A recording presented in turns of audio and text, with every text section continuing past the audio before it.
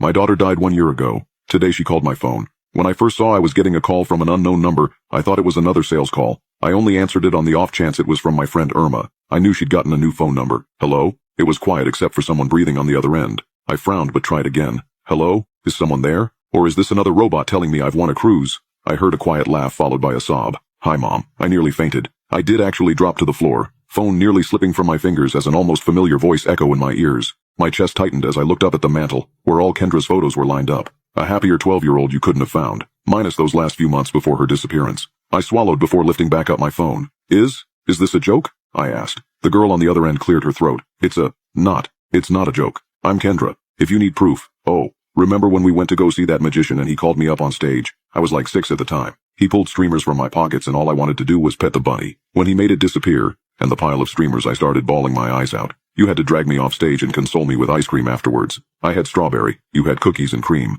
I loved that day. I was shaking. I couldn't believe it. Kendra, you're okay?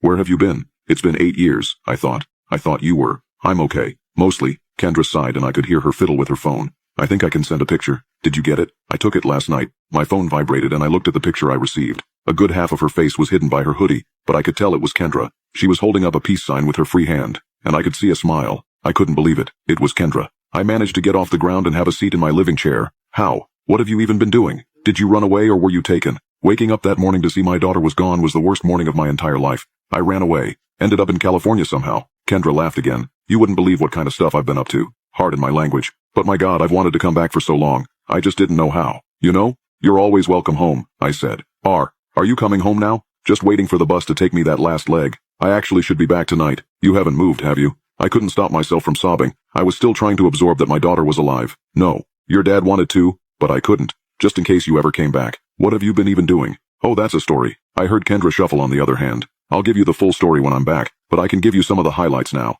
I've got like an hour until my bus gets here. I hate waiting, but I figured talking with you might help. Lucky I still remember your phone number. I made you memorize it for a reason, baby girl. I went away the tears and suddenly my soul felt lighter than it had in years. Tell me everything. I want to hear it all. And she did. She talked about how she managed to get settled in with a nice couple in California, who let her stay as long as she did chores, and looked after their kid. When she turned 15, she got her GED and began traveling. She'd been all over the States. She'd fallen in love, had her heart broken. She'd slept everywhere from street corners to 5-star hotel rooms. Apparently it was a gift from a really hot old guy with really weird kinks. She'd waited tables. She'd picked pockets. She'd find temp work when she chose to settle down. But she hadn't really settled. Not ever. She was halfway through a story about the time she'd shared a hotel room with 2 prostitutes and the guard dog when she cut off. Shoot. Bus is here. I gotta get going. I'll be home around 6. Should I have dinner ready? I think I still have the ingredients for your favorite. Honey garlic chicken and rice. She could have eaten that for breakfast, lunch, and dinner. Nah, I think I'll eat on the way. See you soon. I love you, Mom. She hung up for several minutes. I sat alone in silence.